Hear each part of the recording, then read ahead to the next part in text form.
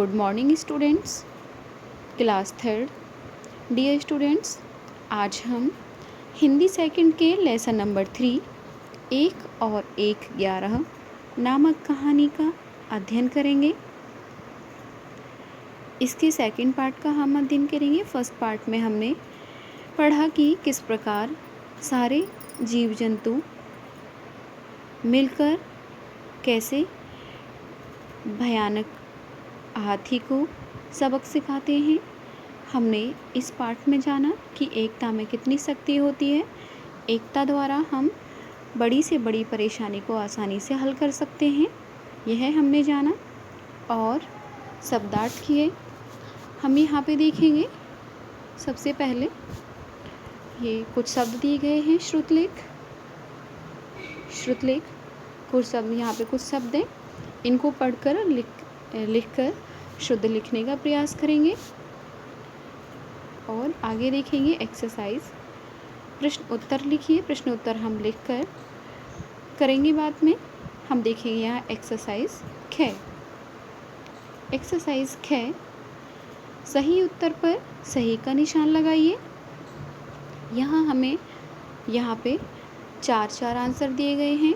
इसमें से जो आंसर सही है पाठ के आधार पर, उसके सामने हमें सही का निशान लगाना है। जैसे यहाँ देखेंगे नंबर 1, एक और एक मिलकर बनते हैं। कितने मिलते हैं, कितने बनते हैं, हमें पाठ के आधार पर ही इसका आंसर देना है।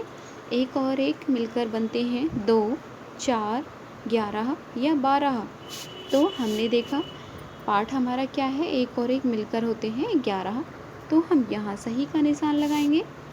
अब हम यहाँ देखेंगे नंबर 2, चिड़िया की अच्छी मित्र कौन थी। चिड़िया की अच्छी मित्र कौन थी, हाथी, कठफोड़वी, मेंढक या चींटी। तो हमने पाठ में पढ़ा चिड़िया की जो अच्छी मित्र थी वो थी कठफोड़वी। तो हम कठफोड़वी के सामने सही का निशान लगाएंगे। आगे हम देखेंगे यहाँ पे नंबर 3, सरोवर के किनारे कौन रहता था। तालाब यानी कि सरोवर के किनारे कौन रहता था, चिड़िया, मेंढक, कठफोड़वी या हाथी। तो सरोवर के किनारे कौन रहता था, मेंढक रहता था। तो हम यहाँ सही का निशान लगाएंगे मेंढक के सामने। आगे हम देखेंगे नंबर 4, गड्ढे में कौन गिर पड़ा। गड्ढे में कौन गिरा था, हाथी, मेंढक या कौवा या बंदर। तो गड्ढे में गिरा था हाथी। हाथी के सामने हम सही का निशान लगाएंगे। और इस प्रकार हम इस एक्सरसाइज को पूरा करेंगे। आगे हम यहाँ देखेंगे नेक्स्ट एक्सरसाइज व्याकरण बोध। यहाँ पे हमें देखेंगे कै, समझिए और मिलाइए। इसी पाठ के आधार पर यहाँ पे हमें पाठ हमने पढ़ा उसके आधार पर ही हमें यहाँ मिलान करना है। जैसे घना, घना क्या था, जंगल। तो घना जंगल, इससे यहाँ इस प्रकार मिलाएंगे। प्यारे, प्यारे बच्चे, इसे यहाँ मिलाएंगे इस प्रकार। क्रूर, क्रूर कौन था, हाथी। तो हम इसे यहाँ मिलाएंगे। भर्राया, भर्राया स्वर, आवाज़ यानी कि, तो हम इसे यहाँ मिलाएंगे इस प्रकार।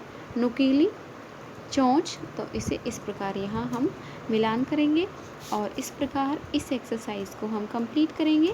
आगे हम यहाँ देखेंगे ख, दिए गए शब्दों के स्त्रीलिंग लिखिए। यानी कि हमें इनके स्त्रीलिंग, स्त्रीवाची शब्द लिखने हैं। यहाँ पे एक उदाहरण दे रखा है। यहाँ देखेंगे हाथी, हाथी का स्त्रीलिंग यानी कि स्त्रीवाचक शब्द क्या होता है, हथनी, यहाँ पे लिखा हुआ है। इसी प्रकार हमें सारे शब्दों के स्त्रीलिंग शब्द लिखने हैं। जैसे यहाँ भौरा लिखा है, तो यहाँ लिखेंगे भौरी। यहाँ पे कठफोड़वा, यहाँ लिखेंगे हम कठफोड़वी। यहाँ लिखा है मेंढक, यहाँ लिखेंगे मेंढकी।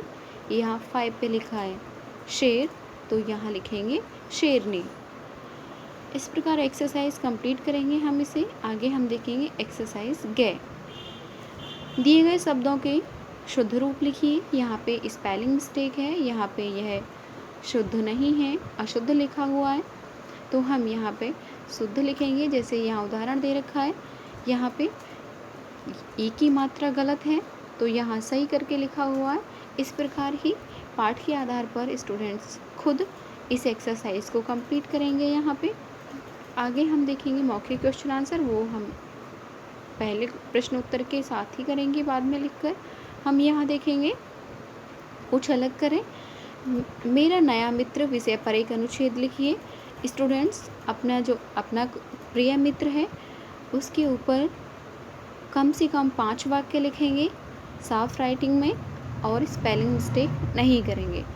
आगे यहाँ देखेंगे खेल खेल में हाथी का चित्र बनाइए और उसमें रंग भरिए। स्टूडेंट्स यहाँ एक हाथी का चित्र बनाएंगे और उसमें रंग भरकर उसे